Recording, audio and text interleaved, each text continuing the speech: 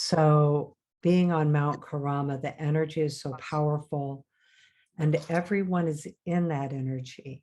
So when we're in a Reiki class, of course, the Reiki, the group of us, we're all in that energy and in the energy of the mountain. And then it's been a place, a sacred, a holy mountain since the 700s and a place of pilgrimage since then. Well, Peggy, hi, welcome. Not sure if you can see us. Em had sent a message about you today, so we were here sending you lots of Reiki. But I'm thinking maybe you're not hearing me. So anyway, so coming home from Mount Kurama also is another level of kind of just such a recognition of the energy that goes within. It's like it permeates, I think is actually a correct word. The energy, that life force energy of the mountain and the earth and the heavens coming together is so, the energy is so real. I will tell you, and maybe even a good topic for today, is expansion isn't always comfortable. Like I've like I feel like I have really a major amount of energy, and just taught 5 days of classes and teaching our next step classes this week. And, then that's in addition to doing all of the like family things there are to do and things like that. So feeling the energy in daily life is also another aspect of it because it's so palpable still. So the energy of Mount Kurama, for those of you that are coming in, what it's like coming back and being on the mountain, Mount Kurama, where Yusui received the energy of Reiki. And there's an actual spot there that is and here, and the energy flows through you. It's right in front of the main temple. So, but I think it's also important to be aware, and this question even came up in the master class, that Reiki systems and Reiki energy can be uncomfortable. Expansion can be uncomfortable. And so what I've noticed is I have a lot of experience in expansion because I've been doing this for so many years. I still go through it. I still have the experiences of like, whew, it's a lot of expansion today. And also equally, we can have contraction. That can be part of it. That might be what's necessarily like bring all your energy in and really, kind of like contract in as well. And then we have the times where the energy can just be the same a lot. And what I find with that is that's one of the places people actually get uncomfortable. That it's like, well, something happened, something doing, some, it can almost feel like limbo, maybe could be another word that can happen too. And that can be uncomfortable. So at the same time, the Reiki energy is, and the Reiki energy is what's so palpable on the mountain. And, they call it universal life force. So it's not all about the word Reiki on the mountain, although of course they're aware of that too. But it's the energy of it has been recognized for so many years by so many people, and prayers on the mountain for centuries. Praying for peace is their kind of number one prayer. Peace for the earth, peace for the people. So at the same time that I have some discomfort in the expansion that I'm feeling right now, and a little bit of discomfort that I'm more tired than usual. And I'm actually kind of always of really steady energy. So being tired for me is over a length of time is I've had times in my life where that's lasted for a year or longer. So I don't mean it that it never happens, but um, I have a lot of peace through all of it. And I think I've shared in this group before that I've had trouble with my ears since November. And like there's a constant feeling of being, the doctor calls it fullness. For me, it's like they're muffled all the time. Kind of like when you are on an airplane and coming down, they're still doing that. So anyway, at the same time, that level of peace that's within me is really noticeable. And I would say there's several people. Peggy, I see you're here, and she was on the mountain with us, and Emma's here. Oh, Caroline's here. She was on the mountain with us too. I can't see everybody, so I don't know if I'm missing anyone, but anyway, even through the challenges, it's palpable. The peace is palpable. So thank you for asking. I do think it's a good topic to realize that sometimes spiritual expansion or just life expansion, it's what we think we want, and yet it can be, there's an ebb and flow to it. You have to, it's almost like a spiritual workout where it feels really great that you're doing the workout, and then you also have that muscle building that's occurring at the same time.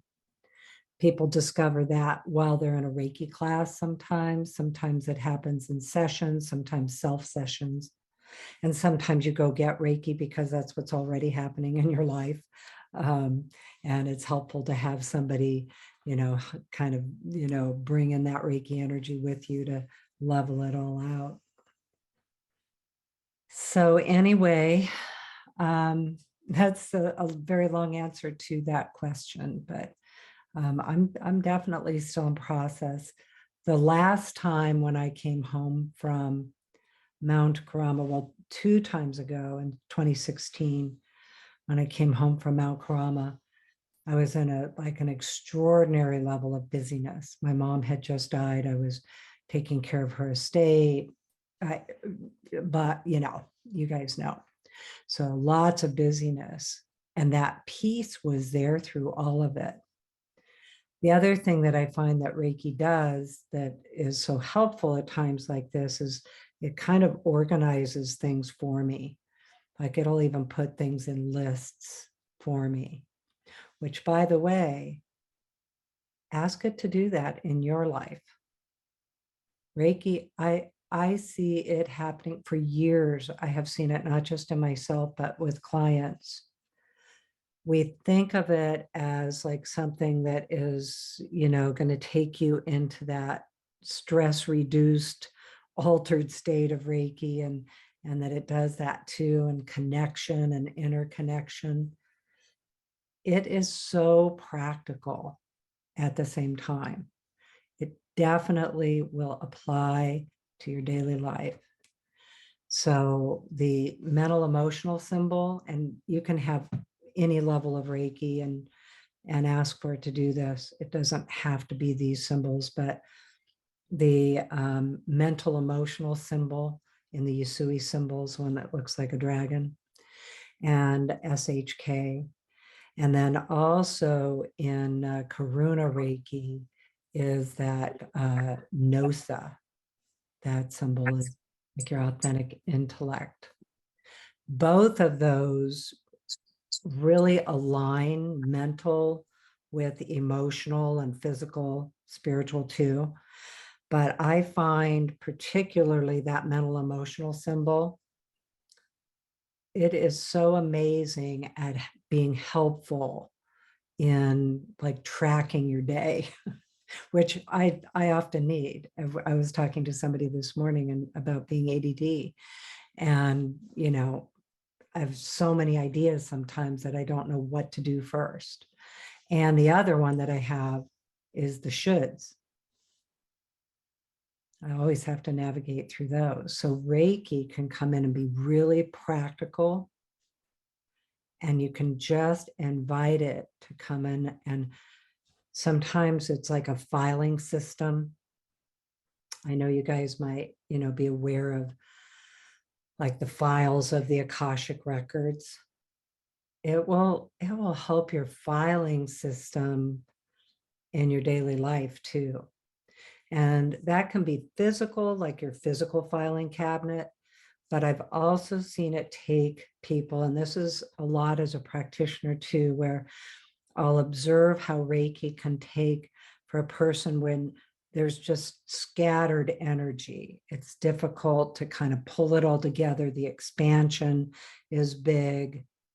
What do you do with with this energy? You can also do it for people with empathy, when empathy goes out past your boundaries of manageability. I have watched, and the way I describe things is like a metaphorical vision for me. That's how my intuition works. But so like I don't see things necessarily exactly for, I see a white horse and it means a little black colt. It could be something completely different than the vision I'm having.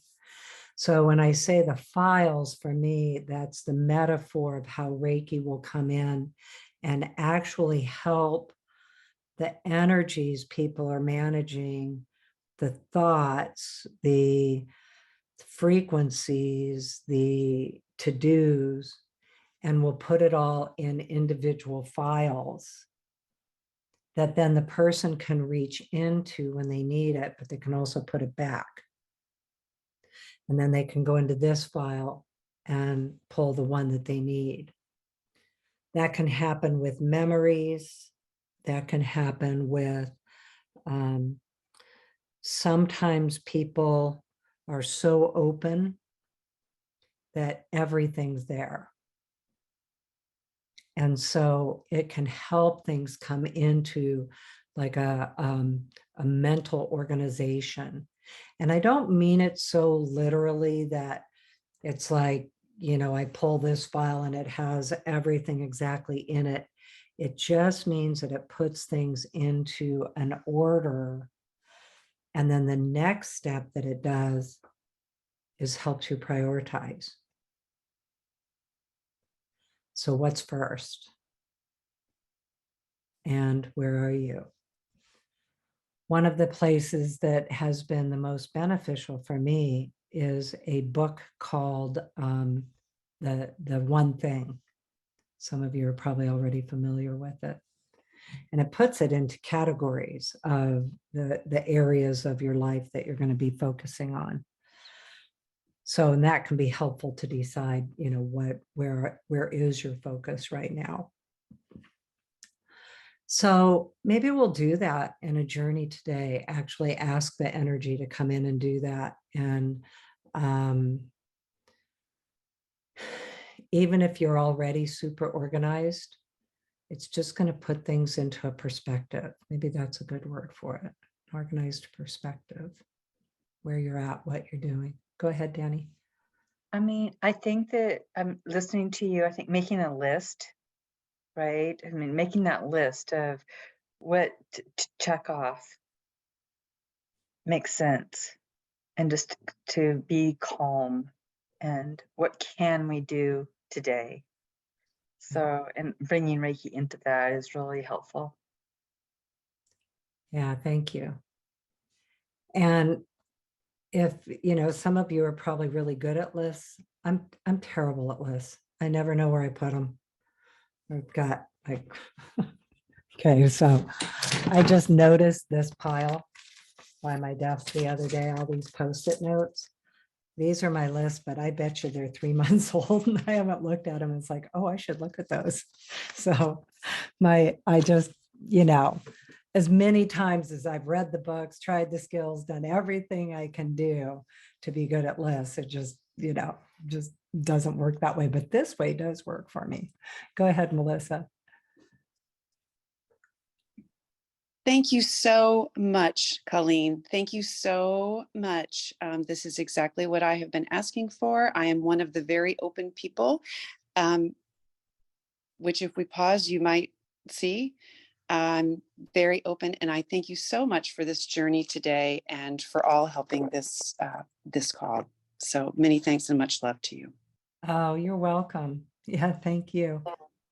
It's interesting because I had no idea what we were going to talk about today. And this is what's coming through. So, Colleen, yeah. I Oh, go have ahead, what Sarah. I have what I call an accomplishment agenda. And when I get something done, I give myself a star.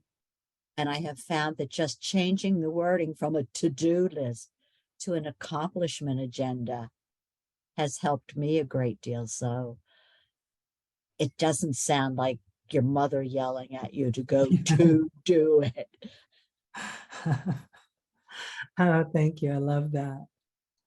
Put her to do items in Reiki imbued bowls. Yes. So Steve's writing, didn't Laurel Gaia put her to do items in a Reiki imbued bowl and then use Reiki to draw out what should be next? I forgot about that, Steve. Thank you. Laurel Gaia was my mentor. She was my teacher.